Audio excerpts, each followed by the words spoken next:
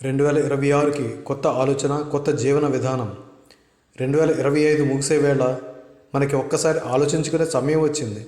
ఈ రోజుల్లో యువత మనస్సు, ఆరోగ్యం, ఆధ్యాత్మిక వైపు మళ్ళుతోంది. కుటుంబ శ్రేయస్సే మొదటి ప్రాధాన్యతగా 2026 నూతన సంవత్సర వేడుకలు ఇంటి వద్దే జరుపుకోవడం ఉత్తమం. పార్టీ అంటే మందు, చిందు మాత్రమే కాదు, ఒక యోగిలా ఆనందంగా జరుపుకోవచ్చు. మొదటగా సత్సంగ్తో సెలబ్రేట్ చేసుకోండి. భజనలు, కీర్తనలు, కుటుంబం, స్నేహితులతో కలిసి పాడితే మనసులో సానుకూల శక్తి పెరుగుతుంది. ఆరోగ్యకరమైన, ప్రేమతో వండిన భోజనం పంచుకోండి. సంగీతం, భజనలతో వాతావరణాన్ని ప్రశాంతంగా మార్చండి. మీ చేతితో చేసిన చిన్న బహుమతులు బంధాలను మరింత బలపరుస్తాయి. గత ఏడాది చేసిన ప్రయాణాన్ని ఆత్మపరిశీలన చేయండి. కొత్త సంవత్సరానికి సంకల్పాలు తీసుకోండి.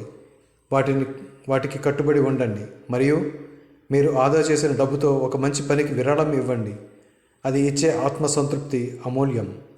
2026ని ఒక యోగిలా స్వాగతించండి. శాంతిగా, ఆనందంగా, అర్థవంతంగా.